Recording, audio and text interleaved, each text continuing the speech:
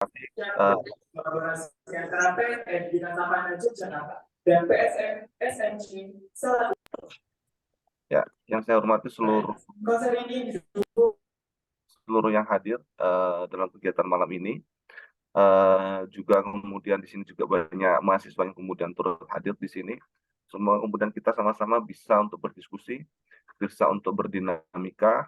Kita kemudian nanti dapat untuk mengambil banyak pembelajaran dari kegiatan ini. Dan perlu diketahui bahwa Taman Naha ini baru buat saya, Mas Farid.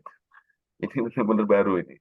Sebelumnya saya belum pernah membaca berkaitan dengan pemikiran Taman Naha ini. Dan waktu kemarin saya dihubungi oleh Mas Timothy untuk kemudian coba untuk membaca Taman Naha, saya kemudian mengiyakan karena saya juga tertarik untuk membacanya. Dan ternyata banyak irisan pemikiran-pemikiran beliau dengan berbagai macam gagasan atau kemudian pemikiran-pemikiran yang selama ini juga saya gunakan sebenarnya. Nah, izin untuk share screen.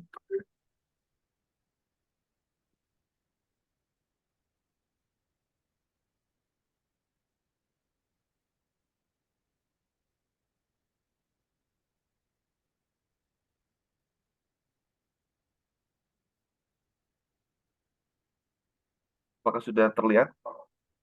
Sudah, Pak. Ya. Uh, jadi saat kemudian saya mencoba memahami Taman Naha ini, ada dua kesulitan buat saya. Kesulitan yang pertama adalah Taman Naha menjadi baru bagi saya, karena jujur belum membaca. Yang kedua adalah bukunya bahasa Inggris. Agak susah kemudian untuk memahami lebih detail lagi bagaimana alur berpikirnya gitu kan. Karena kemampuan untuk menerjemahkan itu tidak sebaik teman-teman yang lain lah. Nah, jadi dua kali untuk proses berpikirnya gitu, mencoba mereka-reka ini sebenarnya gagasan dari Taman Naha ini seperti apa gitu kan. Dan makin membaca itu makin makin tertarik. Mungkin ke depannya saya akan banyak mengulik nih buku-buku beliau ini. Nah, karena makin saya baca di dalamnya itu makin wah ini menarik ini Taman Naha ini. Terutama karena dia juga lahir dari tradisi common law ya sebenarnya ya dari Amerika yang kemudian membawa cara berpikirnya itu seharusnya banyak bisa diadopsi juga di Indonesia. Nah, yang pertama adalah yang saya baca berkaitan ada dua aspek. Yang pertama adalah formal teoritis, yang kedua adalah nanti berkaitan dengan substantif, substantif teoritisnya, substantif teorinya. Jadi berkaitan dengan formal teori, kita kemudian akan memulai dari yang saya ingin bahas adalah dari alur logik yang selama ini kemudian sebenarnya menjadi babon atau menjadi aliran logika yang biasa disebut dengan aliran empirism dan aliran rasionalisme. Empirism itu lebih kalau dulu itu lebih mewakili gaya berpikir Jerman ya. Rasionalisme itu lebih mewakili gaya berpikir Prancis kalau dulu. Jadi saya kemudian melihat ini menjadi penting untuk pertama dibahas sebelum kita kemudian masuk ke pembahasan lainnya, walaupun ini sebenarnya tidak ada di dalam buku Taman Naha, ini tidak ada, tetapi sebagai alur awal berpikir, menurut saya ini menjadi penting untuk disampaikan. Saat kita bicara tentang empirisme, maka empirisme itu adalah suatu pemikiran yang berangkatnya dari fakta-fakta, fakta-fakta konkret, berangkatnya dari sana yang kemudian itu menjadi dasarnya. Dan di sini fakta-fakta ini kemudian dikonstruksikan secara silogisme induktif atau logika induktif. Jadi berpikir secara khusus kemudian ditarik untuk kemudian diambil kesimpulan secara umum. Gagasan ini kemudian mendorong pada keunikan setiap fakta. Jadi tidak boleh ada generalisir. Ini nanti akan inherent dengan pembahasan kita. Jadi alur berpikir empirisme ini adalah alur berpikir yang kemudian kita fokus pada aspek priori. Atau kemudian nanti setiap hal itu butuh ada pengujiannya, setiap hal itu butuh ada proses eksperimentalnya. Itu adalah empirisme. yang banyak kemudian diakomodir oleh ilmu-ilmu pasti ya untuk tahapan awal. Yang kedua adalah rasionalisme, itu lebih, kalau dalam hukum itu lebih berangkat bukan pada fakta, tapi berangkat dari perundang-undangannya, kalau rasionalisme. Karena apa? Kalau kita bicara tentang rasionalisme, gagasannya dibangun adalah konstruksi abstraksinya. Bagaimana kemudian kita menarik fakta itu dalam konsep abstraksinya.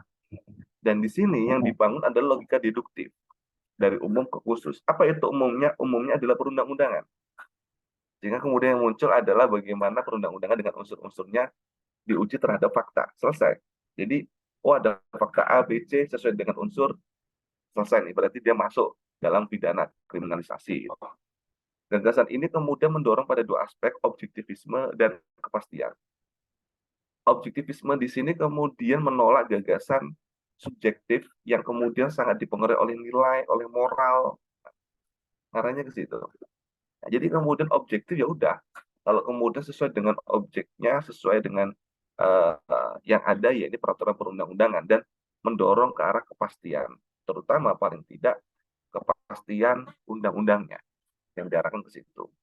Sehingga kata kuncinya adalah generalisasi. Tidak bisa kemudian diambil secara parsial, tapi yang dibangun adalah proses mengeneralisasi. Nah, dua pemahaman aliran ini menjadi penting yang kemudian nanti menurut saya nih ya, turunannya itu bisa kita lihat ke dalam berbagai macam teori hukum. Baik kalau kita kemudian melihat teori apa namanya yang berbasis pada fakta seperti sosiologi atau kemudian berbasis sosiologi atau kemudian realisme hukum dan lain sebagainya, itu kan berbasis pada fakta. Yang dimunculkan adalah faktanya. Itu lebih dekat dengan cara berpikir empirisme. Kalau kemudian kita melihat berbasis pada apa namanya perundang-undangannya, contoh pemikiran John Austin atau kemudian pemikiran dari Hans Kelsen, itu lebih pada aspek rasionalisme. Kalau dalam sosiologi mungkin ini bisa dikaitkan antara pemikirannya Max Weber dengan pemikirannya Emil Durkheim kalau dalam sosiologi. Nah, jadi bagaimana kemudian kalau Durkheim itu akan melihat pada bagaimana membangun solidaritas sosial sebagai basis kekuatan sosial. Kalau kemudian Max Weber lebih condong pada rasionalisme melalui institusionalisasi. Jadi apa ya? Etika otoritarianisme itu kemudian menjadi kekuatan di situ. Nah, jadi semua hal itu didasarkan pada kewenangan-kewenangan yang diinstitualisasikan menjadi badan-badan negara. Jadi saya kemudian melihat kalau dalam Taman Naha ini dia seakan-akan ingin mengelaborasi gagasan rasionalisme dengan gagasan empirisme. Mungkin untuk membantu itu kalau suka dengan Karl Popper, kita kemudian bisa melihat konstruksi falsifikasi yang seakan-akan itu mengacu pada empirisme, tapi ternyata dia mendukung rasionalisme. Itu juga kemudian bisa digunakan sebagai apa ya, untuk tools ya, untuk membantu kita lebih memahami Taman Naha. Selanjutnya, kalau kita melihat pada konsepnya Taman Naha di sini, kita melihat dia kemudian membagi ada namanya formal, ada namanya substansi, terutama dalam hal alternatif apa ya, formulasi hukum. Nah, menariknya di sini seakan-akan kita melihat bahwa formal version dan substantif version itu seakan-akan terpisah. Karena kemudian ada atas, ada bawah. Tetapi di bagian atas itu dia kemudian menempatkan ya, supaya lebih mudah. Dia kemudian menempatkan ada thinner, ada thicker, ada yang kemudian tipis, ada yang kemudian ke arah tebal. Jadi kalau melihat di sini Yang kemudian saya pahami adalah ternyata dia melihat formal version ke arah substansi version itu adalah bagian dari proses. Makanya kita lihat ada angka 1, angka 2, angka 3, 4, 5, sampai 6. Jadi itu adalah bagian dari proses yang ingin dibangun oleh Tamanah. Pada tingkatan yang pertama, itu ternyata memang seakan-akan dia ingin mengatakan bahwa formalitas itu menjadi penting. Formalitas yang arahnya pada legalitas gitu kan, itu menjadi sangat penting. Untuk apa? Untuk kemudian menempatkan regulasi-regulasinya.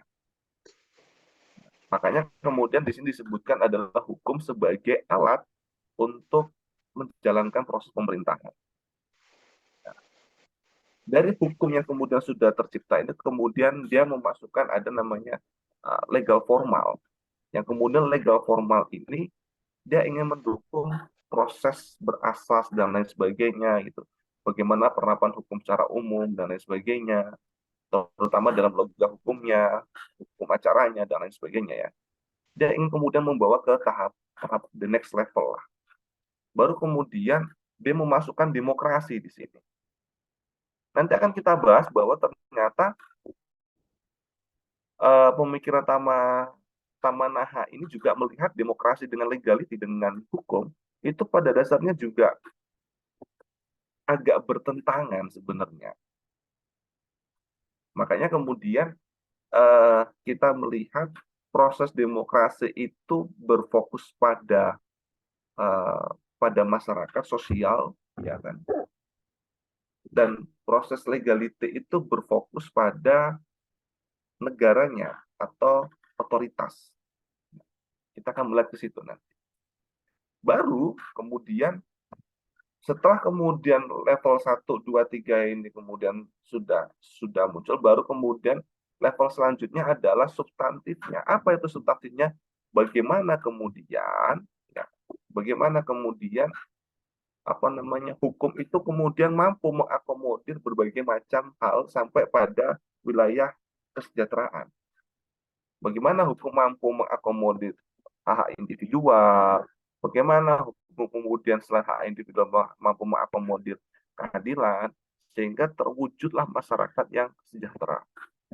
Ya. Harapannya ke situ, arahnya itu ke situ, gagasan ini sebenarnya.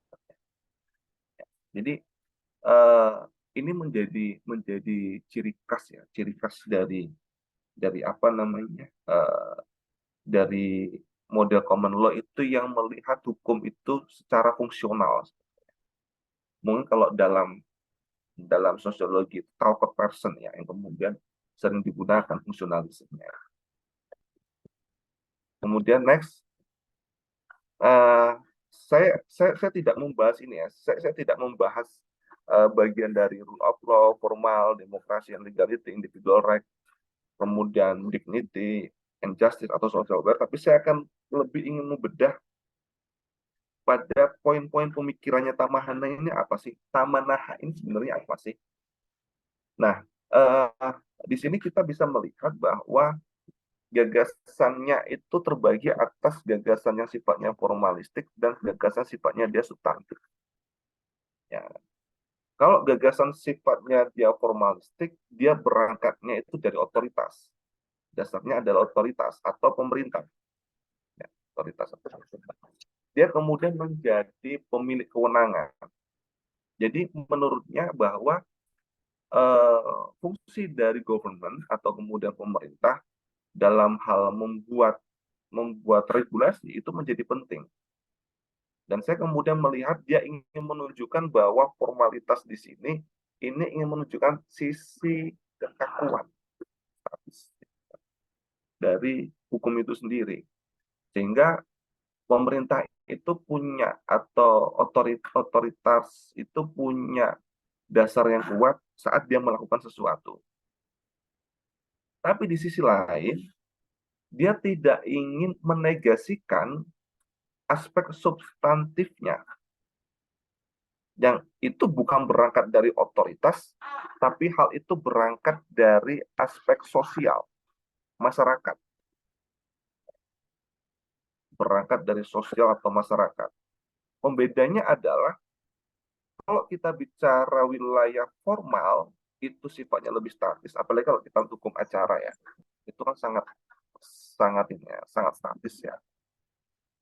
Tapi kalau kemudian kita berbicara pada wilayah sosial, masyarakat itu berkembang. Jadi kalau kemudian masyarakat itu berkembang, maka otomatis dia dinamis. Terus bagaimana kemudian merelasikan antara keduanya ini? Ya, merelasikan antara keduanya ini. Dan Tamanaha ini kemudian melihat relasi keduanya atau titik temu di keduanya itu ada pada implikasi. Saya belum menemukan ya model implikasi yang kemudian ingin diwujudkan itu seperti apa. Tapi dia hanya kemudian mengatakan ada implikasi dari keduanya. Jadi kita itu tidak bisa fokus pada wilayah formal dan kemudian kita juga tidak bisa fokus pada wilayah substantif. Kita nggak bisa.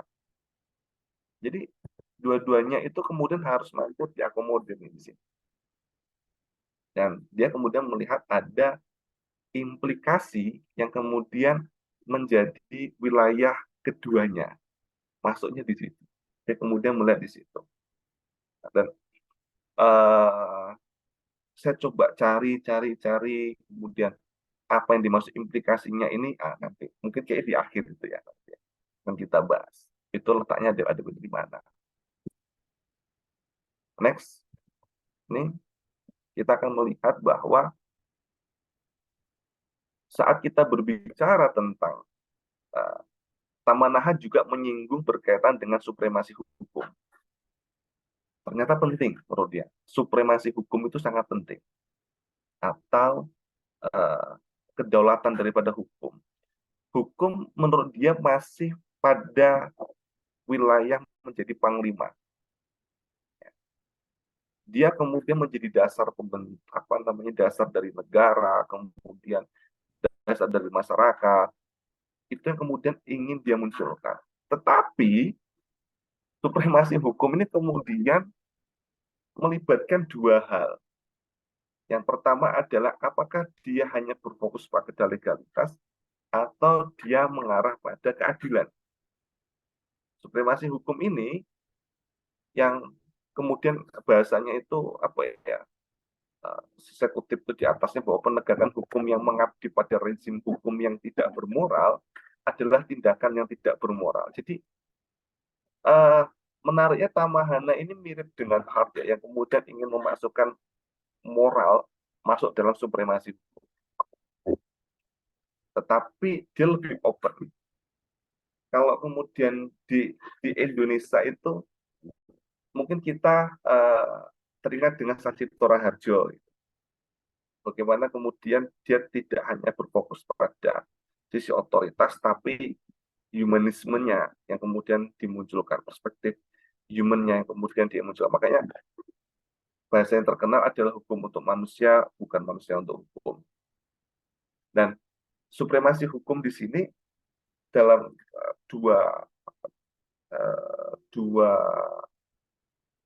kubu antara legalitas atau kemudian keadilan, sifatnya ternyata tarik menarik.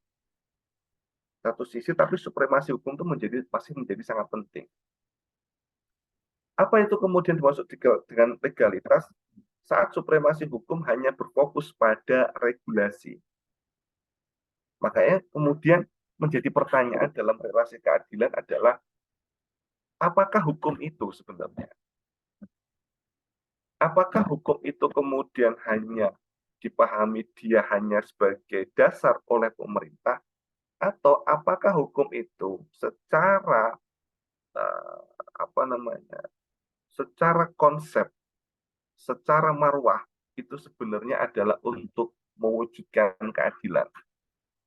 Nah, kan itu menjadi pertanyaan mendasarnya.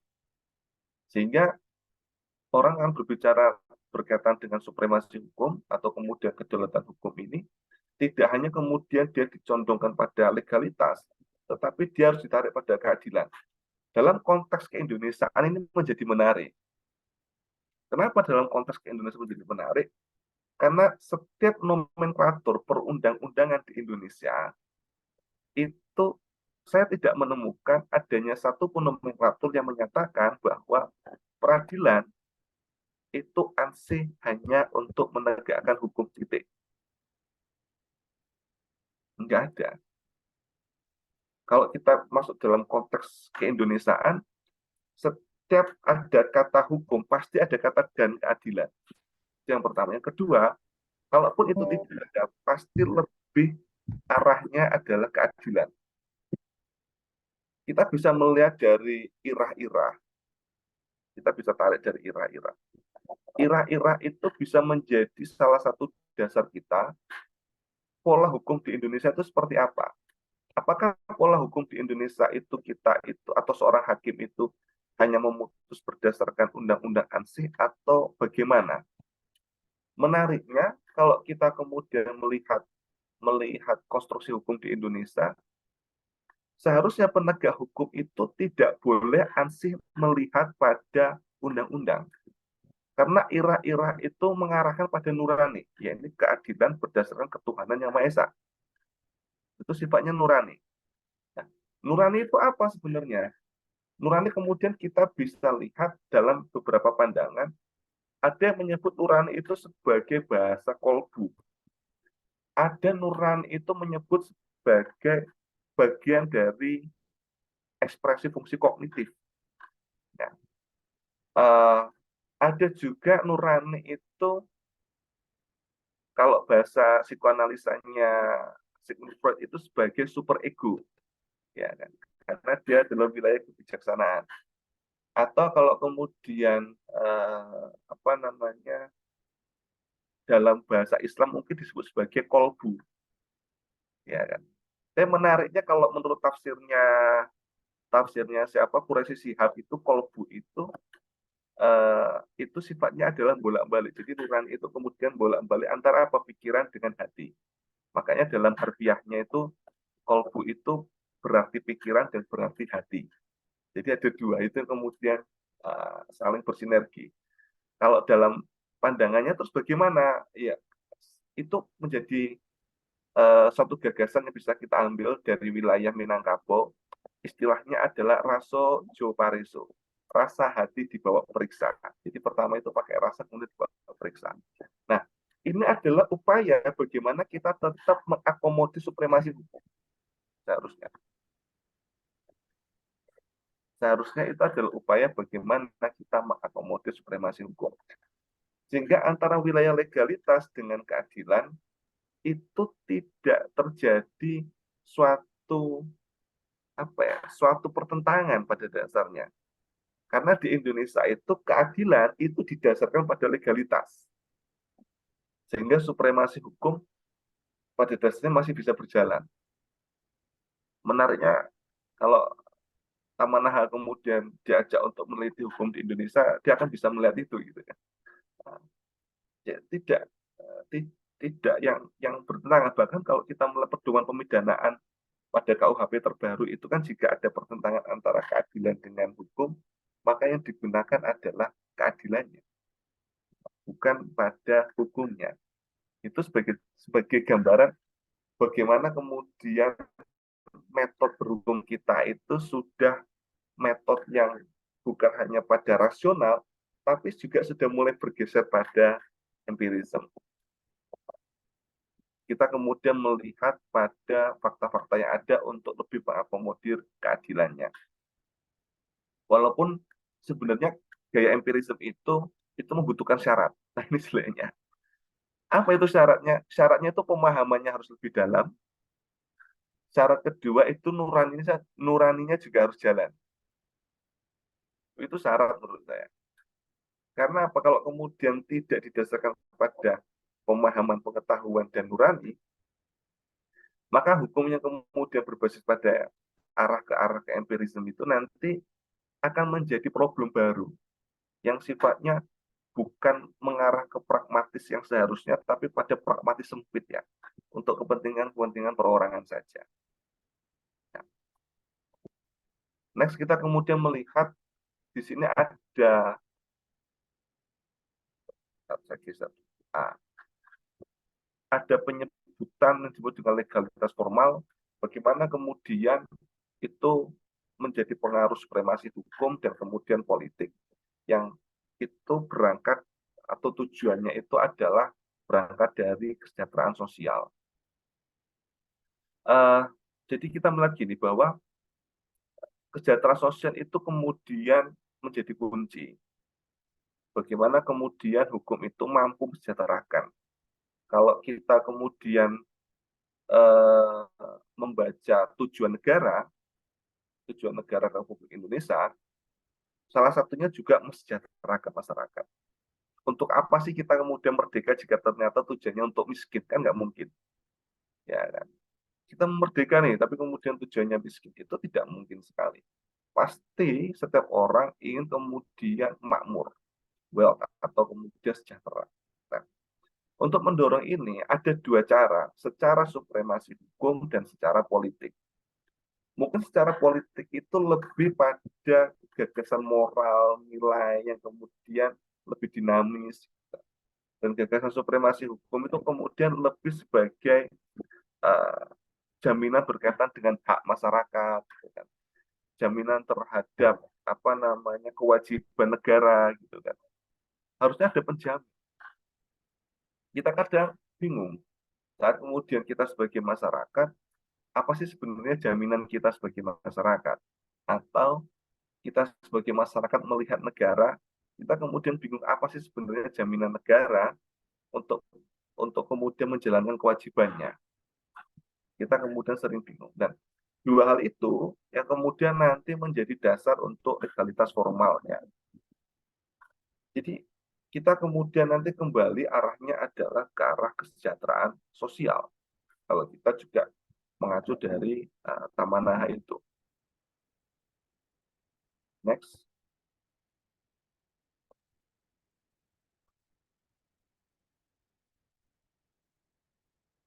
Saya juga membaca berkaitan dengan demokrasi yang ingin dipertentangkan dengan legalitas formal, tetapi kemudian satu sisi demokrasi itu mengakomodir moral. Yang kemudian saya baca dari Tamanaha ya. Kenapa kemudian saya buat bagiannya seperti ini? Kita kemudian melihat seharusnya moral itulah kemudian menjadi dasar dalam berdemokrasi. Seharusnya itu. Sehingga saat kemudian moral menjadi dasar berdemokrasi, maka legalitas formal yang berbasis pada demokrasi itu kemudian sesuai dengan moralitas. Apa itu berbasis pada demokrasi? Bahwa hukum-hukum atau regulasi-regulasi yang ada ini kemudian didasarkan pada kepentingan-kepentingan demokrasi. Walaupun tadi di awal juga saya sebutkan bahwa Tamanaha juga ingin melihat adanya pertentangan antara demokrasi yang kemudian lebih mendukung hak-hak gitu ya, atau terutama juga hak individual terhadap legalitas formal atau regulasinya. Karena apa? Yang satu berbasis pada hak adalah subjek, yang satu berbasis pada otoritas, itu sifatnya adalah mengatur. Jadi top down. Jadi ini dua hal yang berbeda. Tetapi ternyata ini coba saya kembangkan tafsirnya ya. Ternyata di sini ada distorsi kalau kemudian saya melihat. Di mana kemudian moral itu kemudian tidak mampu menjangkau demokrasi. Yang kemudian demokrasi itu menjadi liar, kepentingan-kepentingan, dan lain sebagainya, yang tidak didasarkan pada moral. Sehingga saat mereka kemudian membangun konstruksi legalitas formalnya, yang bentuknya adalah regulasi, maka kita melihat bahwa regulasi ini tidak bisa menjadi pencerminan atas moral. Tidak bisa menjadi pencerminan atas moral. Mungkin kalau bahasa kasarnya dari Sacipto Raharjo itu adalah hukum yang bersifat kriminogen atau munculnya regulasi atau hukum itu yang dia hanya mengakomodir malah dia itu malah mengakomodir tindakan-tindakan yang mengarah pada kejahatan yang itu sebenarnya bertentangan dengan hukum itu sendiri. Contoh, kalau kita melihat dalam konteks keindonesiaan, mungkin kita bisa melihat bagaimana kemudian berbagai macam regulasi itu kemudian digunakan untuk membabat habis hutan, katakanlah dalam perspektif lingkungan ya, atau kemudian merusak lingkungan hidup dengan tambang dan lain sebagainya. Ya itu secara hukum, kalau kita mengambil dari konstruksi hukum alam kodrat itu sudah bertentangan, itu tidak boleh merusak. Ya, sifatnya dia merusak, bukan sifatnya konstruktif, membangun, bahkan bukan juga melindungi. Nah, ini ya yang kemudian saya coba pahami ya. Mungkin nanti dari teman-teman semua yang kemudian hadir di sini, mungkin nanti kita bisa saling sharing bagaimana kemudian pemahaman Taman Naha ini. Nah, yang kedua adalah sebab kedua berkaitan dengan aspek substantif teori ya, atau pada wilayah substantif. Iya. Di sini saya tidak banyak ya di wilayah ini saya tidak banyak karena keterbatasan waktu sebenarnya untuk kemudian memahami secara lebih detail wilayah substantif ini. Tapi yang kemudian saya melihat adalah Taman Naha dalam wilayah substantif itu ingin menempatkan negara hukum melalui dua kaki utama. Yang pertama adalah formal dan substantif, itu yang kemudian bisa menyatu untuk mendorong bagaimana kemudian negara hukum ini benar-benar bisa berjalan sesuai dengan tujuan dari negara hukum tersebut. Apa yang kemudian menguatkan keduanya untuk bisa kemudian menyatu? Katakanlah kalau keduanya itu adalah minyak dan air, apa yang kemudian membuatnya itu menyatu? Yang membuatnya menyatu itu adalah moral. Maka kalau kemudian saya baca itu, Taman Naha itu sering mengutip juga dari Ronald Dworkin ya. Kalau kita lihat pandangan Ronald Dworkin itu kan pandangan berkaitan dengan moral reading. Jadi membaca hukum itu adalah pembacaan terhadap moral. Sehingga membaca hukum itu adalah bagian dari moral reading. Membaca hukum adalah membaca moral. Dia kemudian saya perhatikan itu sering dia mengutip Ronald Dworkin yang makanya kemudian pemikiran berbasis pada moral ini menjadi kuat ya di situ ya. Dan ini moral itu kemudian saya tempatkan di atas ya. Karena dia kemudian menjadi dasar sekaligus tujuan. Kenapa kemudian dia menjadi tujuan? Terutama adalah tadi di awal itu ada penyebutan rezim hukum yang bermoral dan rezim hukum yang tidak bermoral. Kan dasarnya ada di situ. Moral itu menjadi dasar sekaligus menjadi tujuan hukum itu. Selanjutnya, kita kemudian melihat dalam wilayah substantifnya, tadi ini sudah saya bahas, ini sudah saya singgung ya. Bagaimana kemudian dalam hal berdemokrasi pun, Taman Naha ingin melihat apakah demokrasi itu linear dengan negara hukum.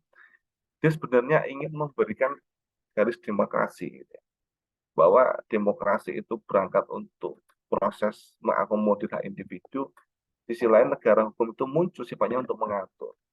Apakah kemudian mengatur itu adalah hak terhadap individu atau hak secara umum? Yang jelas, kalau kita bicara negara, perspektif yang dibangun adalah perspektif nasional, bukan perspektif individual.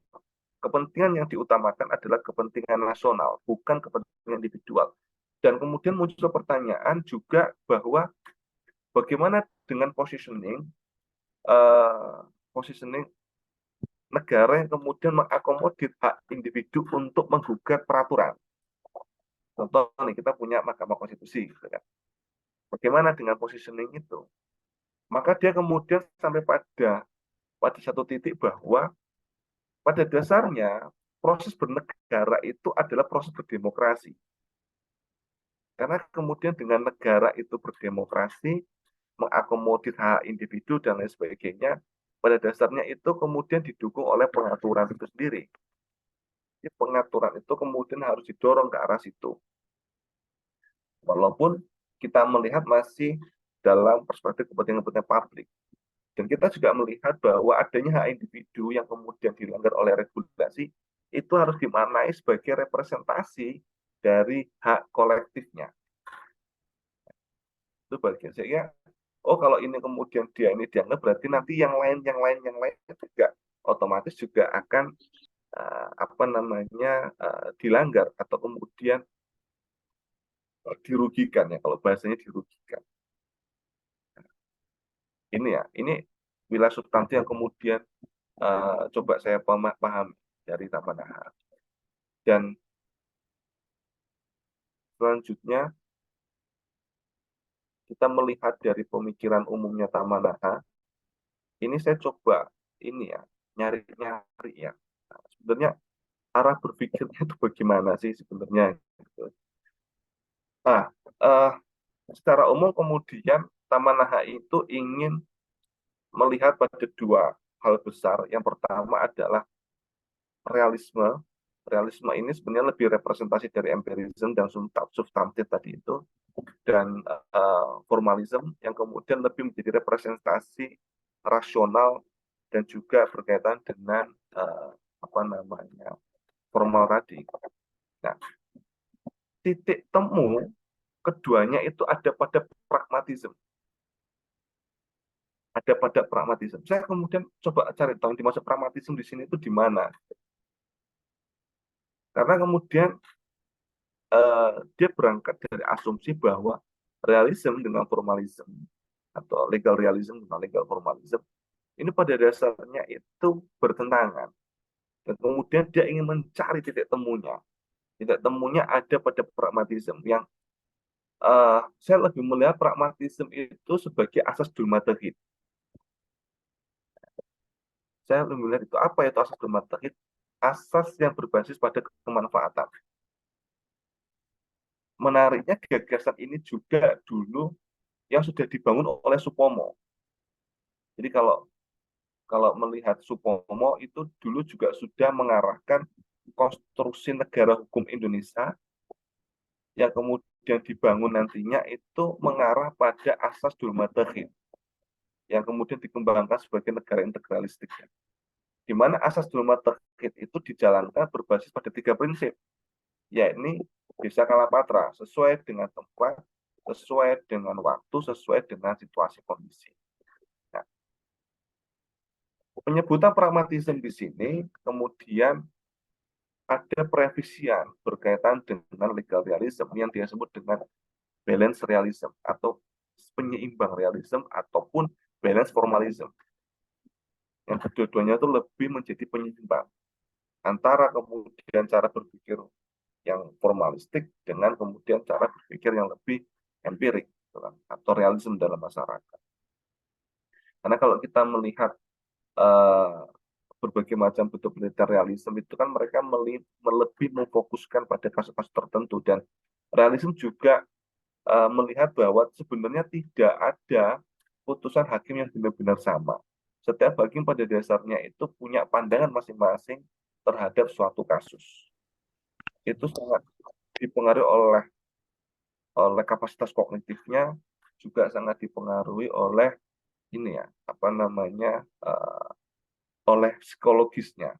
Contoh kalau kemudian ada kasus pemerkosaan dan ternyata dia juga punya anak perempuan atau dia juga adalah seorang perempuan, maka itu sangat mempengaruhi ternyata. Dan di sini titik temunya itu yang dia sebut sebagai social legal positif. Ya, jadi pandangan metode social legal positivism ini yang kemudian menurutnya itu menjadi titik temu dari keduanya.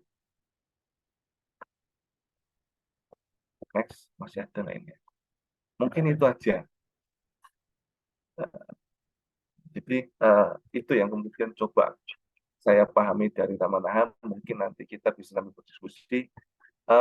Mungkin ini agak ini agak berat ya. Saya juga mikirnya agak berat itu.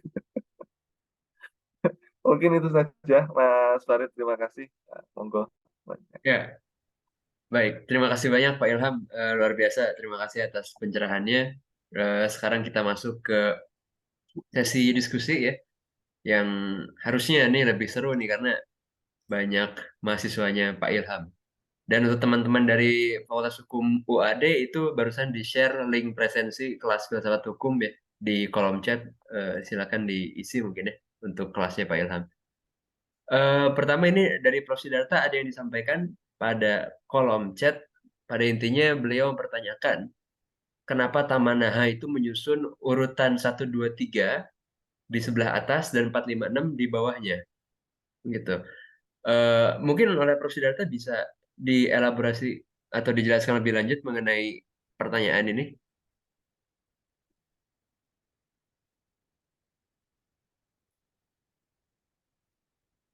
Ya, suara saya kedengaran? Terdengar, Prof. Dengan Prof. Selamat malam, Mas Ilham. Salam, Prof. Assalamualaikum semuanya. Ya, ini nggak apa-apa, saya nggak pakai kamera ya, karena ini kelihatannya ada di tempat yang kurang menyenangkan dilihat gitu. Ya, gini. Kalau kita lihat sebenarnya 1, 2, 3, 4, 5, 6 itu kan kesannya seperti urutannya 1, 2, 3, baru 4, 5, 6 gitu kan pembagian itu.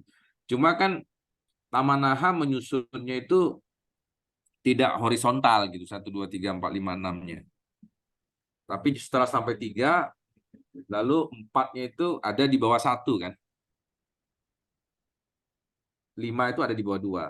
6 itu ada di bawah 3 gitu. Nah, ini agak menarik karena di halaman 91 itu dia menyebutkan bahwa urutan itu sebetulnya urutan yang sifatnya kumulatif gitu. Jadi 2 itu bukan berarti menghilangkan 1, tapi 1 kemudian mendapat tambahan menjadi 2 gitu ya. Jadi tidak menghilangkan aspek satunya gitu. Seterusnya begitu. Nah, kalau memang begitu kan kesannya harusnya 1, 2, 3, 4, 5, 6-nya itu horizontal gitu ya.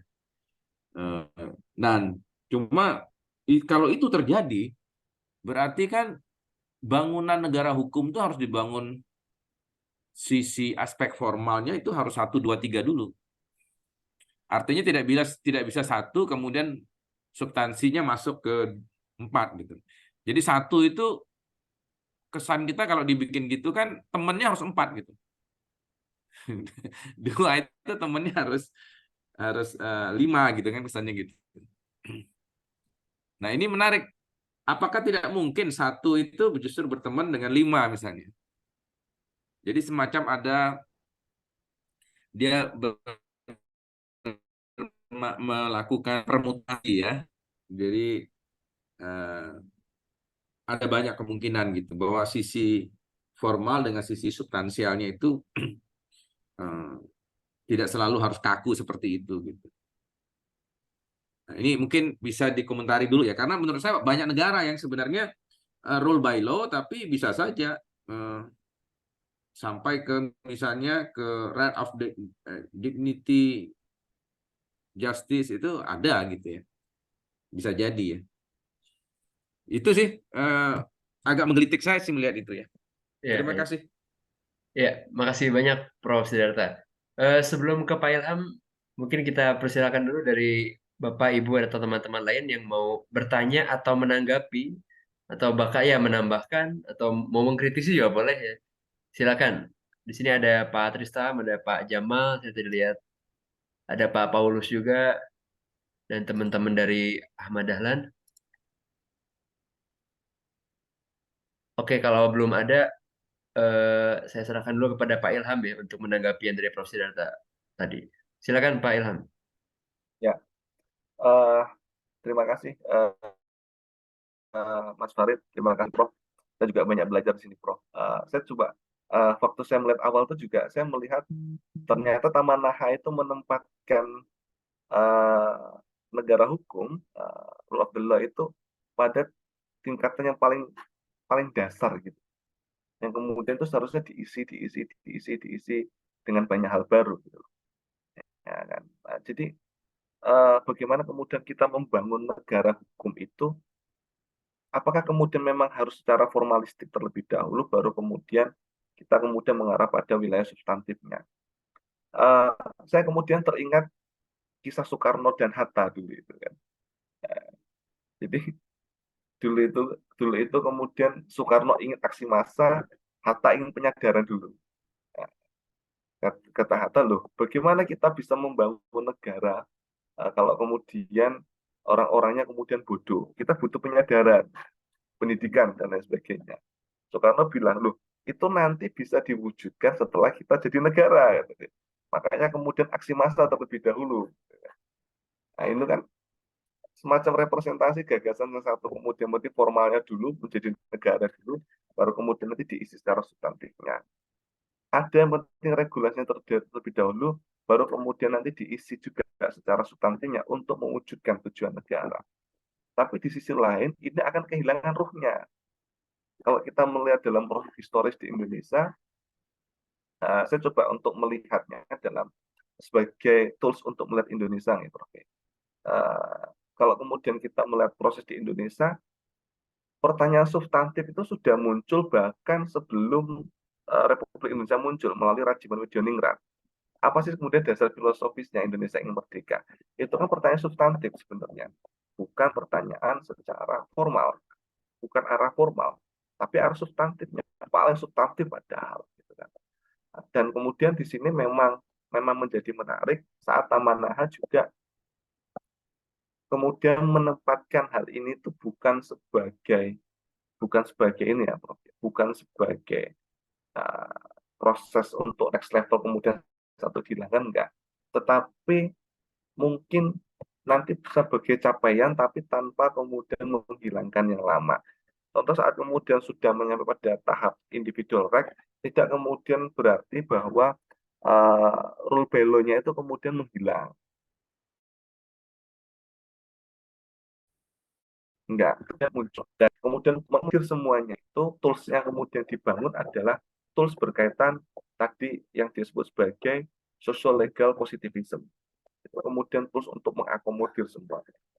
Dan saya sendiri juga masih meraba-raba nanti itu untuk arah teknis penggunaannya bagaimana untuk kemudian semuanya kemudian terakomodir. Kalau kita melihat bahasanya selama ini adalah yang dibangun biasanya kita kan antara formal dan material gitu kan. Ya. Substantif itu biasanya lawannya adalah prosedural. Biasanya seperti itu. Dan ini dia juga menggunakan bahasanya itu formal dan substantif. Bukan formal dan material, tapi formal dan substantif. Bukan prosedural dan substantif, tapi dia menggunakannya formal. Ini kemudian juga menjadi menarik, menjadi pertanyaan buat saya. Kenapa dia kemudian menggunakan bahasa formal? Kenapa tidak menggunakan bahasa prosedur? Kalau kemudian kita melihat pada dasarnya, yang dimaksud dengan formalitas adalah prosedur. Rule by law adalah dilihat pada prosedurnya. Formal legality dilihat pada prosedurnya. Semuanya dilihat pada konstruksi proseduralnya. Kemudian ingin diwujudkan. Mungkin sependek itu, Prof. Pemahaman saya. Baik, terima kasih banyak Pak Ilham tanggapannya. Prof. Sidarta, ada tanggapan balik atau mungkin dari Bapak, Ibu, dan teman-teman yang lain? Mungkin yang lain dulu ya, karena tetap ini menimbulkan pertanyaan bagi saya sebetulnya, karena Baik. sisi formal itu kalau misalnya rule by law ya, rule by law itu kan nggak mungkin kosong kan, pasti ada substantifnya kan, gitu. Nah, substantif itu mengatur apa? Kan nggak mungkin dia membuat aturan tanpa ada substansi yang diatur. Nah, apakah substansi yang diatur itu kalau formalnya thinner, apakah substantifnya harus thinner juga? Itu kan menjadi persoalan. Bisa nggak kita membuat rule by law tapi substantifnya tidak thinner gitu? Itu sih sebenarnya menjadi pertanyaan kita. Ya. Menarik, Prof. Baik, terima kasih Prof. Sidarta. Dari Bapak Ibu yang lain, apakah ada? Kalau belum ada, saya mau nggak sopan nih moderator mau ikutan berdiskusi, Pak Ilham, kalau boleh. Kalau saya melihat ini tuh 1, 2, 3, 4, 5, 6 adalah model-model rule of law. Tapi pada intinya Tamanaha mau bilang bahwa kapan sih suatu negara itu bisa dibilang udah menganut rule of law? Yaitu ketika dia sudah mencapai nomor 1 di versi paling tipis formal version of rule of law gitu.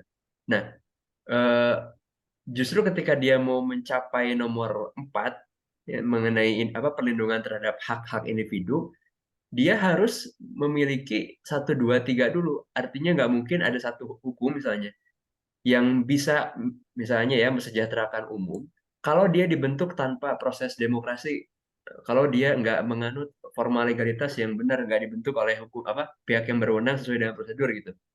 Saya nangkapnya gitu. Jadi ini analoginya seperti kalau zaman sekarang kan Pak Ilham, makanan-makanan tuh banyak level pedesnya gitu ya Pak ya. Level 1, level 2, level 3. Orang yang bisa makan level 6 pasti dia bisa makan level 1. Tapi kalau orang yang bisa makan level 1 belum tentu dia bisa makan level 6. Nah, tapi yang jelas kapan orang ini dibilang bisa makan pedas? Ya ketika dia bisa makan level 1. Nah, saya menangkapnya gitu. Dari kata kunci beberapa yang saya baca dari buku Tamanaha ini, dari yang requirement-nya sedikit, nomor 1 ke nomor 6 yang requirement-nya paling banyak. Dan saya nggak memahami bahwa yang atas itu harus berpasangan dengan yang bawah. Justru kalau kita mau mencapai yang nomor 4, 1, 2, 3, artinya versi paling thick-nya formal itu harus terpenuhi dulu gitu. Baru nomor 4 bisa eh, terpenuhi. Tanpa melewati yang 3 ini, tanpa ada aspek-aspek yang 3 ini, nggak mungkin substantive version diperhatikan untuk melindungi individual rights, untuk melindungi dignity dan social welfare gitu. Barangkali begitu Pak Ilham. Kalau kalau saya baca apa sependek pemahaman saya gitu. Ya, saya langsung menanggapi atau gimana nanti Mas Farid? Boleh Pak sambil menunggu ini Ya, rekan-rekan yang lain. ini untuk teman-teman mahasiswa ini mungkin juga banyak menjadi hal baru ya untuk mereka ya. Mungkin mereka juga ini ngomongin apa gitu dari tadi gitu kan. Apalagi masih pada level level S1 gitu. Tapi nggak masalah. Mungkin kalau kemudian teman-teman mahasiswa di sini ingin kemudian coba untuk berbicara atau kemudian menanyakan apapun tidak masalah kan. Karena menurut saya di forum forum inilah kemudian egalitarian itu benar-benar terasa, tidak kemudian melihat pada strata dan lain sebagainya. Gitu. Jadi nggak masalah kalau ingin bertanya atau ingin apa. Selanjutnya kemudian tadi apakah kemudian memang ini mengarahnya adalah proses untuk apa namanya untuk yang dari tipis ke tebal. Nah, kalau dari logikanya Prof. Siddhartha adalah kalau kita melihat ke bawah individual right itu maksudnya ke thinner, ke tipis gitu loh, ya kan? Baru kemudian nanti tebalnya itu ada pada social welfare. Kalau kita kemudian turunkan ke bawah, tapi kalau kemudian kita diluruskan ke semuanya, baru itu sifatnya dia next level, next level, next level, next level. Nah, maka kalau kemudian posisi individual itu kemudian diturunkan pada posisi thinner, yang kemudian tipis, apakah dia kemudian berhubungan dengan rule by law? Kalau saya sih lebih lebih apa ya, condong bahwa seharusnya ini sifatnya itu next next next next gitu. Sampai 1, 2, 3, 4, 5, 6. Karena kemudian dia akan lebih membutuhkan banyak hal untuk kemudian mencapai pada tingkatan-tingkatan tersebut.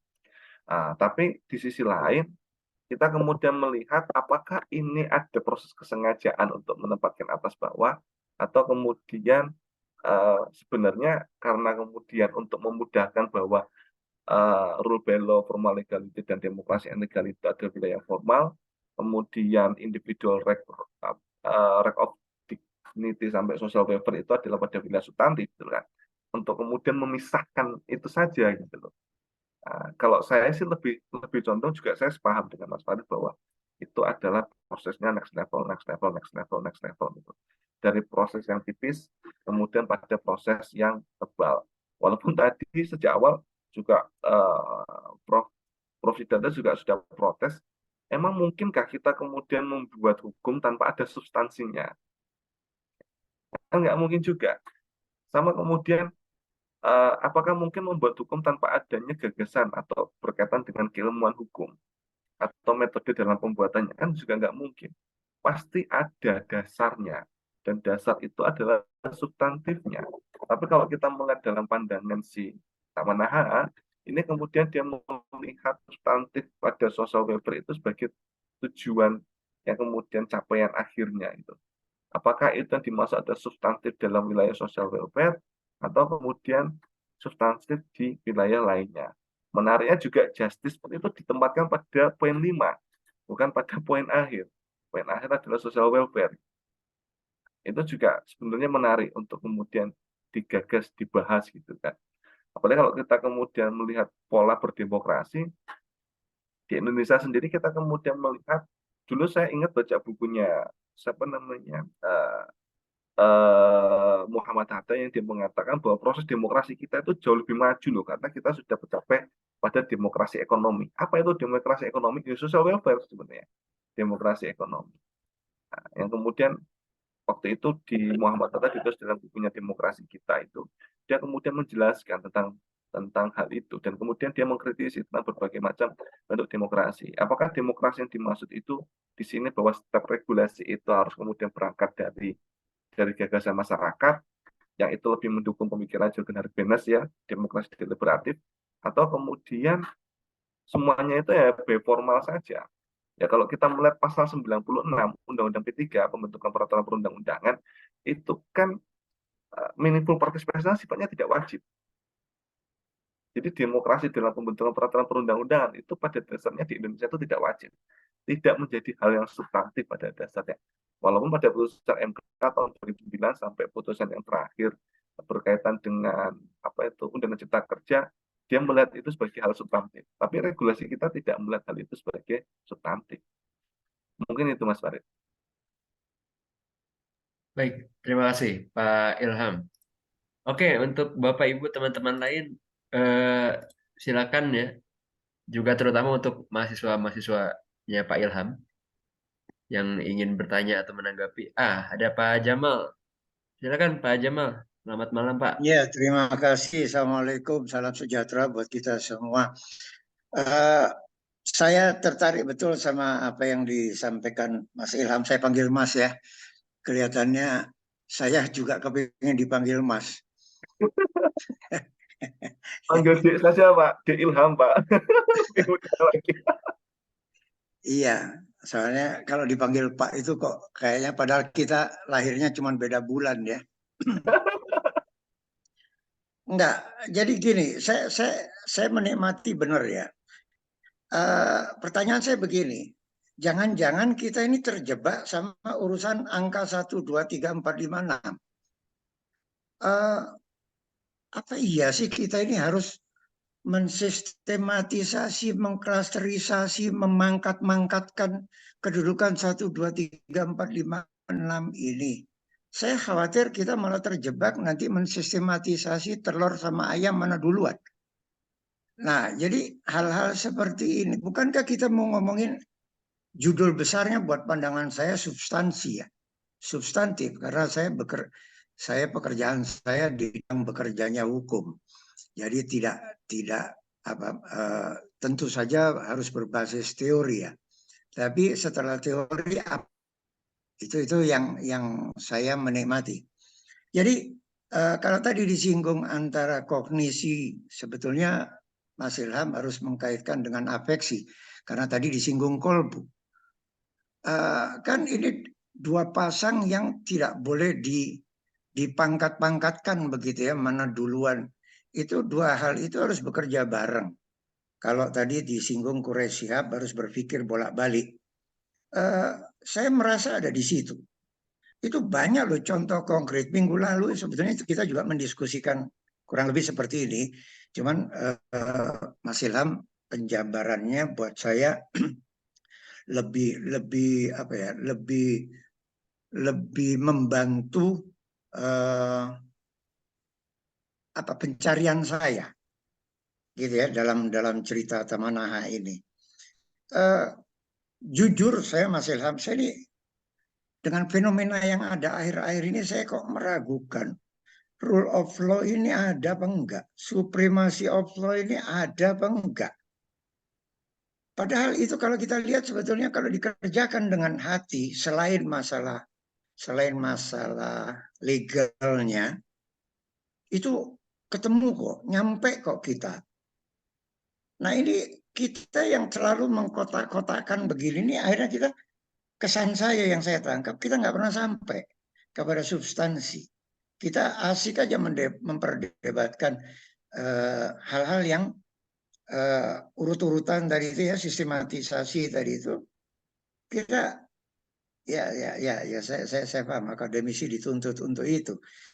Padahal untuk mencapai substansi itu, ya tadi itu kita harus berpikirnya bolak-balik supaya kita sampai kepada substansi. Ujung-ujungnya mungkin tadi itu ya, kesejahteraan masyarakatnya tadi itu. Nah, untuk konteks yang saya sampaikan pemikiran saya ini, pandangan Mas Ilham, ada nggak ujung kita sampai ke ketemunya? Tentu kita tidak hanya berpikir Indonesia ya. Saya ingat Pak Prabowo, saya tidak politisi ya. Kalau tahu saya ngomong Pak Prabowo itu pernah usul ada proposal yang disampaikan tentang Ukraine sama Rusia, demilitarisasi.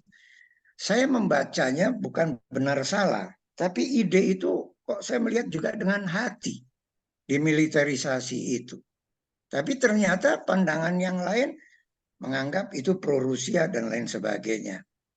Terus kita lihat yang Gaza sama Israel ini, nah masih sempat loh Biden mengatakan dia nggak setuju dengan gencatan senjata. Jadi jangan-jangan memang saya tidak tahu apa yang dipikirkan Biden. Biden berpikir itulah substansi, artinya justice-nya. Nah, kalau sementara Amerika bilang dia polisi dunia. Nah, ini yang begini-begini kan menarik ya. Jadi pertanyaan saya tadi tuh yang selama berminggu-minggu ini melihatnya, ada nggak sih rule of law sama supremacy of law ini? Itu aja sementara, Mas Ilham. Makasih sekali. Assalamualaikum. Waalaikumsalam. Terima kasih Pak Jamal. Kita kumpulkan dulu mungkin ya Pak Ilham ya. Kelihatannya ini.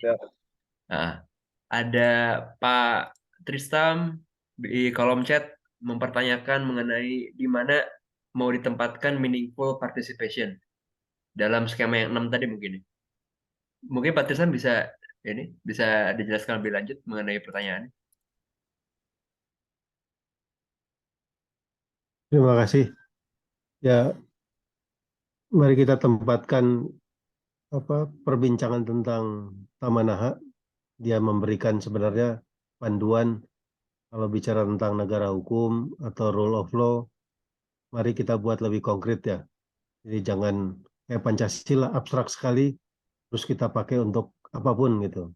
Jadi kalau kita bicara rule of law atau negara hukum, kita bisa pecah ke dalam elemennya dan kemudian kita uji satu-satu ya. Mungkin itu maksudnya 1, 2, 3, 4, 5, 6 itu. Dari tin ke tik. Nah, begitu tik, tapi begitu tebal itu, maka rule of law itu kemudian cakupannya jadi terlalu luas ya. Nah, ini juga yang kemudian di Indonesia setidaknya diperdebatkan ketika ada undang-undang, kemudian disahkan, kemudian digugat di MK, jawaban MK adalah ini menjadi tidak legitim karena meaningful participation tidak dilaksanakan. Ini apakah meaningful participation harus dibahas dalam konteks demokrasi atau seperti apa nih dalam kacamatanya Tamanaha ya? Karena yang bicara tintik itu kemudian juga dikembangkan di Rolgom ya. Itu Bettner dan seterusnya. Itu juga dengan semangat yang sama, jangan bicara terlalu abstrak, mari kita pecahkan rule of law ke dalam ukuran-ukuran yang lebih manageable. Termasuk ketika juga mau menilai Biden, perang, dan seterusnya ya. Karena perang pun ternyata ada aturannya ya. Dan begitu perang tidak pakai aturan, makanya jadi bunuh-bunuhan doang gitu. Atau ketika hukum dilihat dari kacamata politik, maka memang hukum itu tidak berfungsi. Maka kita tidak perlu bicara tentang hukum, tapi tentang kekuasaan. Nah, tapi mungkin Tamanaha itu bicaranya justru mari tidak terjebak ke dalam melihat hukum dari kacamata politik atau melihat hukum hanya dari pelanggaran. Ini sangat penting dalam HI. Tapi coba kita lihat, ada nggak rule of law pada tingkat mikro maupun makro? Kira-kira begitu. Terima kasih. Baik, Pak Tristam, terima kasih. Ada lagi, Bapak, Ibu, teman-teman? Kalau belum ada, kita kembalikan dulu ke Pak Ilham. Silakan, Pak Ilham. Ya, matur nuwun. Makasih Mas Farid. Eh, saya coba ini ya, coba untuk mungkin berdiskusi ya. Bukan lebih untuk menanggapi, tapi lebih untuk mendiskusikan. Dari pertanyaan Pak Jamal tadi tentang apakah ada sih sebenarnya rule of law atau kemudian negara hukum di Indonesia. Secara jujur ada Pak, jelas itu. Secara jujur gitu kan. Indonesia adalah negara hukum. Secara de facto problemnya adalah, saya setuju dengan Prof. Sachipto bahwa problem kita adalah problem metode. Itu yang paling elementer, yang paling mendasar. Jadi problem metode dalam atau metode dalam berhukum kita itu yang kemudian membuat cara berhukum kita itu dari proses produksinya sampai pada proses aplikatifnya itu kemudian bermasalah menurut saya. Jadi metode atau kemudian cara berhukum kita itu yang kemudian ada beberapa problem. Problem yang pertama adalah selama ini kita tidak menyepakati satupun bentuk metode, walaupun mungkin itu bagian dari keunikannya, tetapi itu membuat kita kemudian selalu mengada-ngada dalam melihat berbagai macam hukum. Saya selalu menyampaikan kepada teman-teman di kelas itu bahwa aspek predictable dalam hukum itu bukan pada tertulisnya, kepastian dalam hukum itu bukan pada tertulisnya, tapi pada sifat predictable-nya. Hukum itu memiliki kepastian itu karena dia predictable, dia bisa diprediksi. Saat kemudian si A korupsi, masyarakat bisa memprediksi, oh hukumannya itu bakal begini nih. Nah, tapi kemudian prediksi masyarakat itu selalu meleset. Nah, prediksi masyarakat ternyata selalu meleset, yang kemudian itu menjadi problem berkaitan dengan kepercayaan masyarakat terhadap hukum. Seperti contoh dulu ada salah satu menteri yang kemudian korupsi waktu era pandemi dan prediksi masyarakat seharusnya itu bisa diberikan hukum maksimal, katakanlah hukuman mati pada waktu itu. Prediksinya kemudian meleset semua, kebanyakan meleset, bahkan hukumannya pun kebanyakan meleset, tidak seumur hidup dan lain sebagainya, tapi ada banyak ininya, ada banyak potongan-potongannya. Dan sifat-sifat itu kemudian fenomena-fenomena itu yang kemudian membuat masyarakat makin jauh dari hukumnya. Saya waktu itu membuat tulisan tahun 2017 yang terbit pada tahun 2018 itu berkaitan dengan ada problem namanya distorsi antara hukum dengan masyarakat, di mana hukum tidak terpahami oleh masyarakat, masyarakat kemudian tidak terpahami oleh hukum, yang akibatnya adalah alienasi, masyarakat terasing dengan hukum, hukum terasing dengan masyarakatnya. Ini adalah dampak dari kita kemudian selama ini dalam berhukum itu kemudian selalu jauh dari kehidupan keseharian dalam masyarakat. Sehingga tadi itu kalau kemudian apakah kita kemudian rule of law atau kemudian masih benar-benar ada negara hukum, pada dasarnya mungkin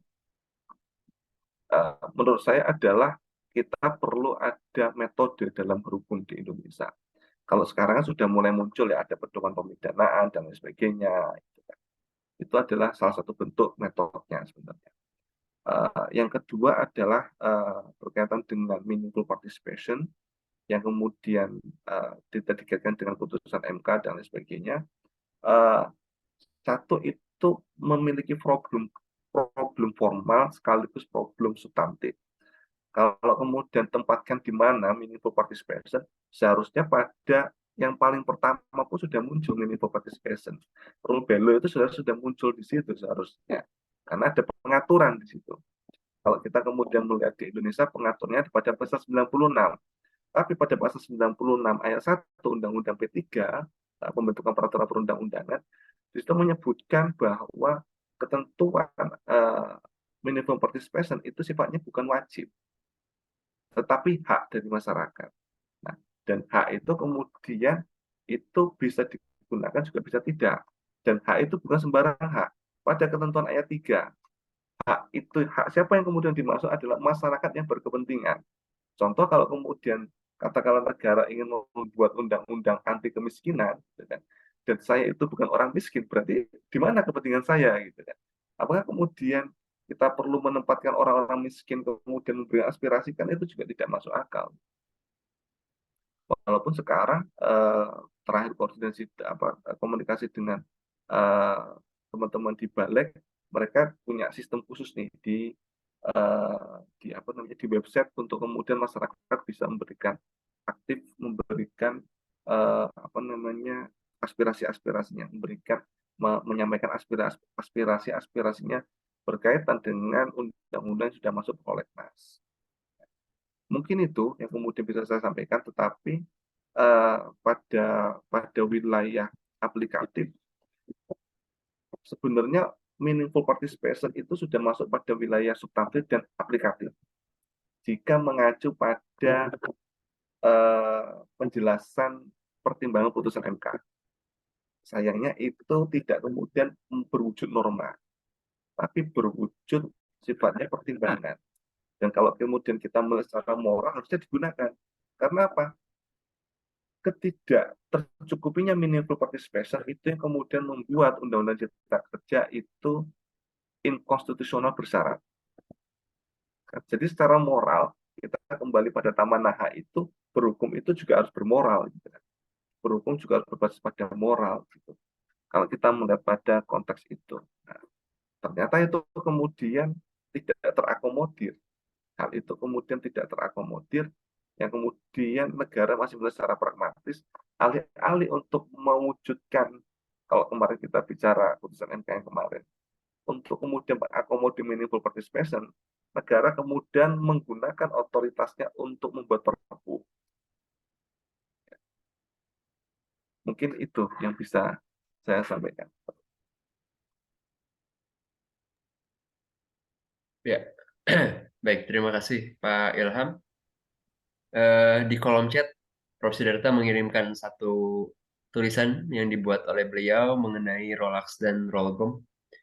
Itu bisa diakses di ResearchGate-nya Prof. Siddhartha ya. Linknya sudah ada di kolom chat. Mudah-mudahan bisa menjadi bahan bacaan itu ya, melengkapi yang tadi soal Rolex dan Rollcom. Baik, kita masih ada waktu sampai pukul 20.45, Pak Ilham. Jadi masih ada kurang lebih 15-20 menit lagi. Barangkali untuk Bapak Ibu dan teman-teman yang lain ada yang mau menanggapi dan bertanya, dipersilakan. Atau mungkin ada Pak Paulus ya.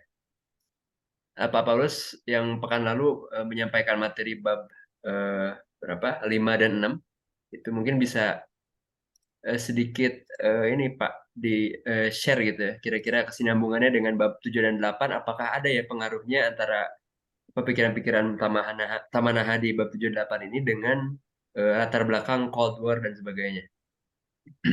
Oke, terima kasih. Minggu yang lalu kebetulan saya berkesempatan juga untuk membaca Tamanaha ini kebagian bab 5 dan 6.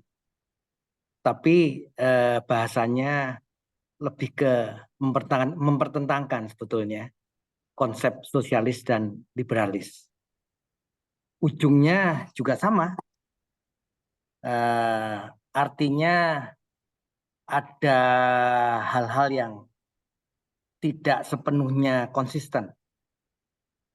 Ada bantahan-bantahan terkait dengan konsep liberalis ini yang cenderung nanti otoriter, sosialis juga sama, ujungnya otoriter.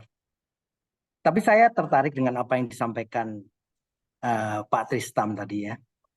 Jadi apapun yang disajikan oleh Taman Naha ini, begitu ada politik hukum yang bermain, maka ini bisa dimanipulasi semuanya.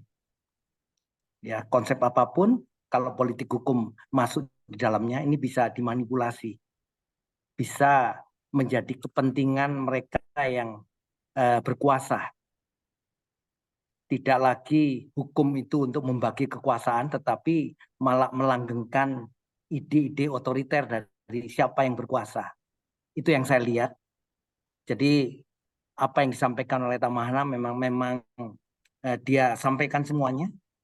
Banyak pendekatan, banyak ahli-ahli hukum yang dihadirkan di sana. Pada prinsipnya ada aspek positif, ada aspek negatif yang dimunculkan. Tetapi begitu politik hukum masuk di dalamnya, maka selesai semuanya. Jadi itu yang saya tangkap sih dari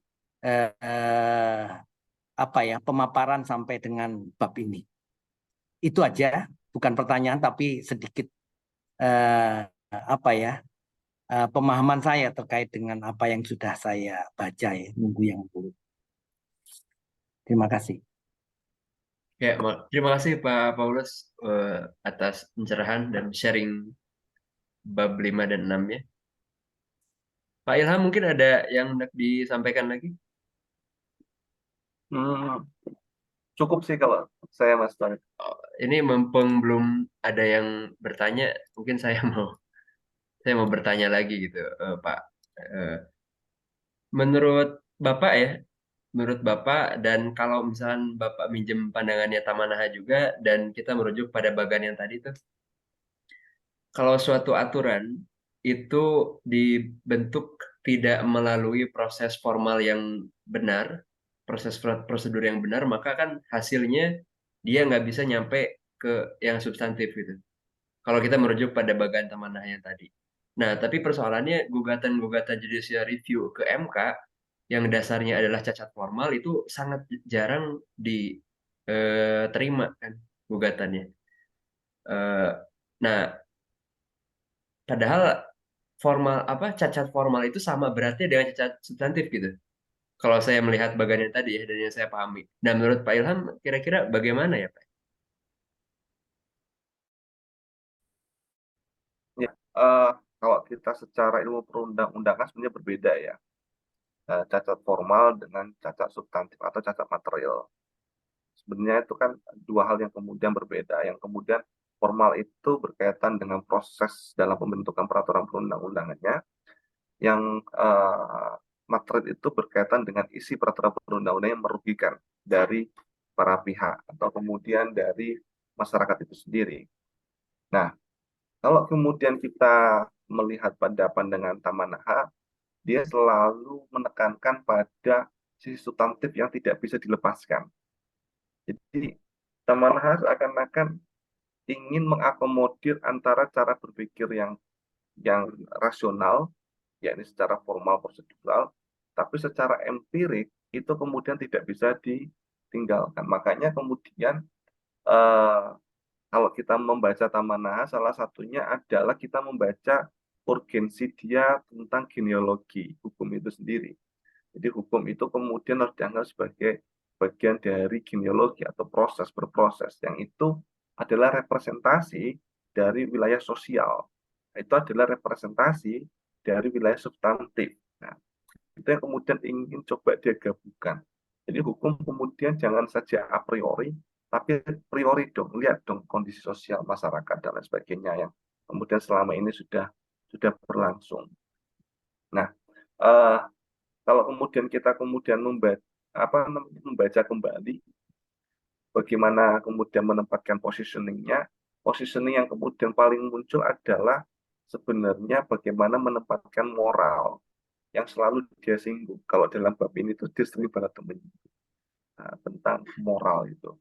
Bagaimana kemudian dia menempatkan moral itu tidak hanya secara abstrak tapi juga secara apa namanya aktual. Jadi kalau tadi kemudian saya buat itu kan bagiannya adalah segitiga itu, negara hukum itu di tengah dengan pandangan formal dengan substantif itu, kemudian moral itu menjadi tujuan, tidak menjadi tujuan, moral itu juga sebagai menjadi landasan. Itu mengingatkan kita kalau kita bicara tentang formalisme itu pandangan Hans Kelsen sebenarnya.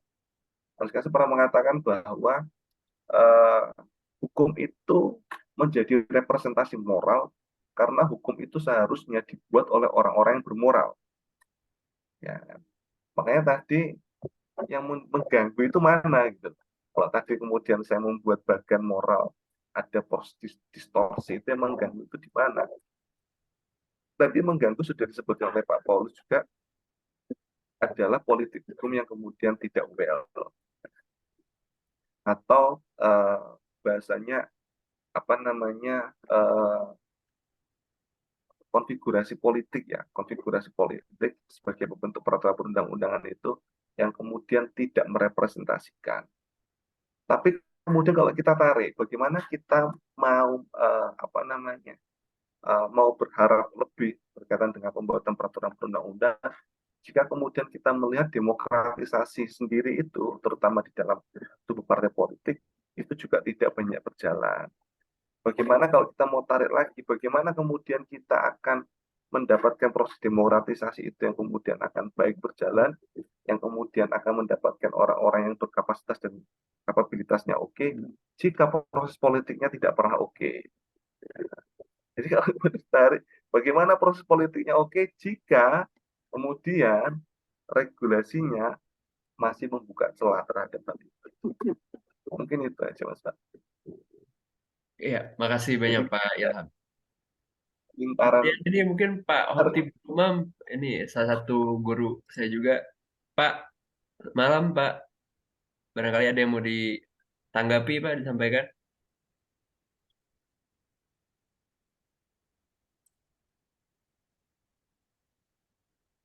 Malam Mas Farid. Iya Pak, malam Pak. Ya, ini sambil ngomong saya itu dengerin menikmati tadi yang disampaikan oleh Bapak Ibu. Cuma mungkin saya sedikit tanya nggih, Mas Farid kalau boleh ya. Halo? Iya Pak, terdengar ya, Pak. Suara saya masuk ya? Masuk Pak. Jadi tadi kan ditunjukin ya apa namanya beberapa diagram sempat dibahas dari aspek yang sangat formal lalu kemudian menuju aspek yang sangat substansial ya. Ini kalau menurut pandangan Bapak itu kira-kira kita sudah di level mana ya kalau kita mau kita buat level konteksnya di Indonesia gitu. Dengan mengingat misalkan kalau kemarin ya kejadian-kejadian akhir-akhir ini kan sepertinya ketika misalkan sebuah produk hukum dihasilkan dari proses yang cacat gitu, itu sebenarnya kan implikasinya harusnya tidak menjadikan hal tersebut itu menjadi apa ya sandaran. Ya saya ambil contoh misalkan yang putusan MK kemarin ya, Mas, itu kan hakim yang memutus kemudian dinyatakan bersalah pelanggaran etik ya kalau saya tidak salah itu. Bahkan ketuanya dinyatakan melakukan pelanggaran etik yang berat. Tapi kemudian karena karakteristik dari putusan MK adalah final and binding ya sudah itu dilaksanakan saja gitu. Sehingga dari proses yang kemudian syarat dengan pelanggaran etis itu ternyata juga tetap menghasilkan produk hukum yang secara formal itu bisa diimplementasikan gitu. Itu kira-kira kalau itu dikelangkai dengan buku yang kita baca bersama ini, kita berarti apakah masih dalam tahap yang sangat tipis, yaitu yang sekedar formal ya final binding gitu, nggak peduli dengan hal yang sifatnya sangat substantif gitu. Itu mungkin ya. Ini tadi saya sedikit menyimak memang jadi pindah ke sana kemari karena juga lagi ingat dari apa namanya anak-anak belikan ini belikan itu gitu. Matur nuwun. Matur nuwun Pak Hotibul. Monggo Pak Ilham. Ya, eh, kalau kita melihat dari leveling yang kemudian dibangun oleh Kamanaha, ya kita masih sangat tipis Mas ya. Kita masih masih rule by law sebenarnya.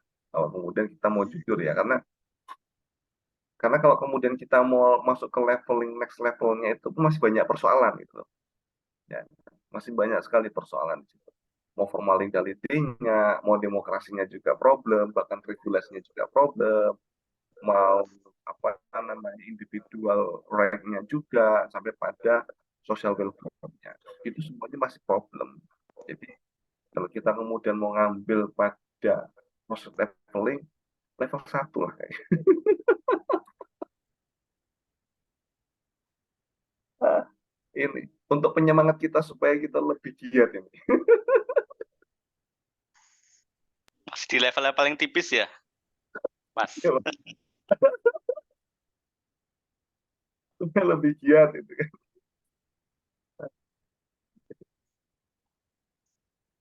Itu Mas Farid. Ya. Ini Pak Tristam, terima kasih Pak Ilham.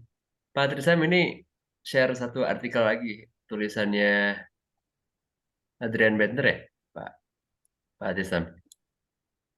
Ini menarik, sangat menarik tulisannya dan kayaknya ini relevan sekali nih dengan bahasan kita malam ini. Mas, Ini kan boleh saya sedikit tanya nih? ya, oh ya Prof, silakan Prof. Ya, ini sebenarnya juga sangat problematik ya ketika kita bicara negara hukum dengan menggunakan skemanya Tamanaha ya. Kesannya itu kan dia progresif, tidak mungkin regresif kesannya seperti itu ya. Karena dia kumulatif gitu. Tapi dalam kenyataannya kita melihat banyak problem yang kasuistik nih. Saya tidak nyebut negara hukum dalam potret besarnya ya, tapi kadang-kadang ada kasus-kasus kecil itu membuat kita bertanya-tanya bahwa bisa jadi tebal tipis itu sendiri sangat relatif. Misalnya ya, isu tentang aborsi di Amerika Serikat itu kan kadang-kadang bergerak pada diskusi tentang hak seorang perempuan terhadap tubuhnya sendiri, lalu bergeser kepada hak janin untuk dipertahankan gitu. Nah, pertanyaannya dua sisi itu kan selalu muncul dari dua kubu ya, Partai Demokrat maupun Partai Republik gitu. Nah, pertanyaan kita, mana yang tebal dan mana yang tipis dari dua isu itu? Apakah ketika aborsi itu dilarang, ya, kemudian dia menjadi tebal, atau justru sebaliknya dia menjadi tipis? Bagaimana kita menjawab isu-isu seperti itu? Itu satu yang harus kita renungkan. Kedua, banyak negara yang tidak menerapkan demokrasi yang dalam hal-hal tertentu. Indonesia lebih maju misalnya. Pers di Singapura itu nggak jalan untuk mengoreksi pemerintahannya. Jangan coba-coba misalnya kita membuat pernyataan yang mengecam pemerintah di Singapura, wah bisa habis itu. Warganya nggak berani melakukan itu. Bahkan ada teman saya yang orang Singapura itu bilang dia lebih menghargai di Indonesia persnya. Jauh lebih bebas ya. Media sosialnya juga lebih bebas untuk mengecam pemerintahan dan sebagainya. Di sisi itu kita ada di posisi yang mana gitu. Tapi kalau kita lihat tingkat kesejahteraan warga kita dibandingkan dengan Singapura jauh beda kan. Bagaimana membaca fenomena-fenomena seperti itu? Jadi akhirnya saya berkesimpulan jangan-jangan untuk sementara ya. Brian Tamanaha juga mensimplifikasi sebetulnya negara hukum dengan membuat model-model seperti itu. Dalam kenyataannya tidak pernah ada muncul satu model yang persis seperti yang dibayangkan. Itu kira-kira ya. Perlu menjadi perhatian kita juga sih untuk lebih ini ya, lebih komprehensif melihat persoalan. Kita bisa baca juga disertasinya Pak Mahfud itu ya. Bagaimana ketika dia memberi apresiasi terhadap Undang-Undang Pokok Agraria misalnya tahun 60, yang menurut dia itu mencerminkan model berhukum yang responsif. Itu jauh berbeda ketika dia membahas mengenai undang-undang pemilu misalnya. Itu bagaimana kita melihatnya gitu. Yang menurut dia itu justru mundur ke belakang, yang lebih represif misalnya. Jadi per segmen gitu ya, area rezim hukum tertentu itu kemungkinan harus dibaca secara berbeda juga gitu. Undang-undang penanaman modal kita itu gimana dibandingkan dengan misalnya undang-undang di bidang ketenagakerjaan misalnya. Apakah dua-duanya ada dalam satu substansi yang sama sekalipun diproduk oleh satu pemerintahan yang sama gitu. Boleh jadi tawar-menawar di antara para pemegang atau para pengemban kepentingan di situ itu bisa beda-beda gitu. Antara undang-undang ketenagakerjaan misalnya dengan undang-undang penanaman modal, sehingga orang bisa punya persepsi yang berbeda tentang tebal tipisnya, dan sekaligus juga mencerminkan kemungkinan negara lebih terbuka untuk mengakomodasi kepentingan investor dibandingkan dengan misalnya mengakomodasi kepentingan buruh misalnya. Sehingga yang satu mungkin lebih terkesan lebih represif, yang satu kok enggak gitu. Secara formal dia justru lebih demokratis. Apakah mungkin bisa memberi satu label gitu? Dalam kondisi ini pemerintahan X itu tebal, atau secara formal dia lebih terlihat lebih tipis dan sebagainya. Ataukah tidak melihat itu secara sekuens, gitu. Sekuens waktu dan para permainan para pemilik kepentingan di situ. Jadi kacamata yang kita lihat itu lebih sempit ya. Itu sih sekedar catatan. Terima kasih. Terima kasih, Prof. Pak Ilham, mungkin ini bisa ditanggapi yang dari Prof. Sidarta barusan, dan sekalian menutup mungkin ya, mengingat waktu sudah habis. Ya, terima kasih Mas Farid, terima kasih Prof.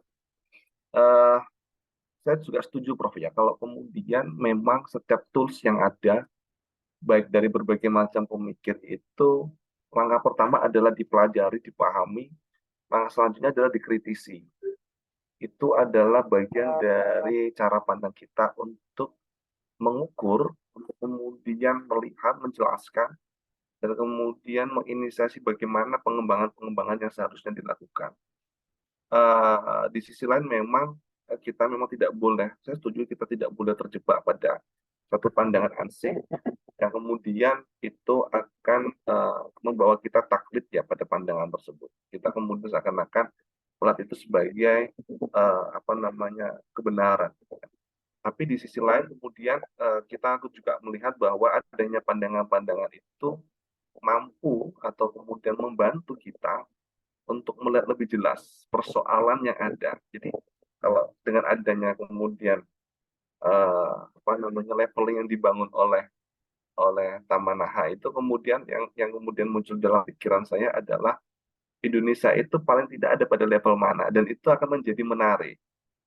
Walaupun kemudian pada dasarnya secara de facto kita kemudian melihat bahwa tidak ansih loh yang kemudian kita ada pada level thinner atau kemudian kita pada level yang thicker gitu, yang tebal gitu. Tidak ansih yang nanti ke situ gitu kan. Karena tujuan negara sendiri itu, setiap negara itu berbeda-beda. Kalau kita melihat Indonesia, ya seharusnya barometer yang kemudian kita bangun adalah barometer berbasis pada tujuan negara kita sendiri. Nah, saya juga kemudian mendorong karena di sini juga banyak mahasiswa itu, dan juga kemudian mendorong untuk teman-teman untuk kemudian lebih berani untuk berpikir. Karena seringkali kemudian jika sudah ada barometer, itu aja yang kemudian menjadi patokan. Tidak kemudian berani berpikir atau bahkan tidak berani untuk mengembangkan barometernya sendiri. Gitu kan. Bahkan membangun barometer sendiri itu pada dasarnya tidak masalah. Kalau saya melihat beberapa pemikir di luar negeri itu bahkan bukan pada level dia seharusnya berbicara A, tapi dia kemudian berbicara A. Bukan pada disiplin dia berbicara B gitu kan. Dia kadang-kadang berbicara B, tapi ya karena kemudian logikanya masuk gitu kan, logika argumentasinya kemudian masuk akal, itu kemudian diterima oleh masyarakat. Dan itu adalah bagian dari keberanian berpikir. Karena mau bagaimanapun pandangan siapa nih Taman Naha ini bisa menjadi salah satu doktrin yang kemudian bisa kita gunakan sebagai referensi kita baik untuk kita mengembangkan cara berpikirnya lebih menyesuaikan pada konteks kelokalan ataupun kemudian kita mengkritik cara berpikirnya untuk membantu kita membangun konsep baru yang kemudian lebih relevan untuk Indonesia. Mungkin itu saja yang bisa saya sampaikan, Mas Farid. Sebelumnya terima kasih banyak semuanya. Ada Prof. Sidarta, ada Pak Khotibul Umam, juga ada Pak Paulus, Pak Jamal, dan juga Pak Tristam, dan seluruh mahasiswa yang kemudian hadir di sini. Terima kasih banyak untuk sharing, berbagi keilmuan di sini. Yang bisa saya sampaikan adalah terima kasih atas kesempatannya. Saya cukup terhormat karena kemudian berbicara pada konteks ini. Jarang kemudian kita kemudian mendapatkan majelis-majelis untuk berbicara hal-hal yang sangat teoritis dan kemudian sangat filosofis seperti ini. Terima kasih. Baik, terima kasih banyak Pak Ilham atas materi untuk malam ini sudah berkenan menyajikan, membagikan hasil bacaannya. Untuk pekan depan diskusi akan berlanjut ke bab 9, 10, dan 11. Pematerinya itu oleh Bu Eli. Bu Eli itu tanggal 8 di pukul 19.00. Dan setelah itu selesai, itu kan sesi terakhir membaca Taman Naha. Nah, kami itu merencanakan mau bahas buku seri pemikiran hukum Indonesia. Mau memperkenalkan itu, mungkin dari yang Arif Sidarta atau yang Pak Cip gitu. Ya nanti akan disampaikan di pengumuman selanjutnya. Sekali lagi terima kasih banyak, khususnya kepada Pak Ilham, Pak Tristam, Prof. Sidarta, Pak Jamal, Pak Paulus, Pak Khotibul Umam, dan teman-teman di sini yang sudah hadir atas diskusinya. Terima kasih banyak. Mohon maaf jika ada kesalahan. Selamat malam dan sampai jumpa di pekan depan. Terima kasih semuanya, Pak Mis. Assalamualaikum. Terima kasih Pak Ilham. Sama-sama, terima kasih banyak.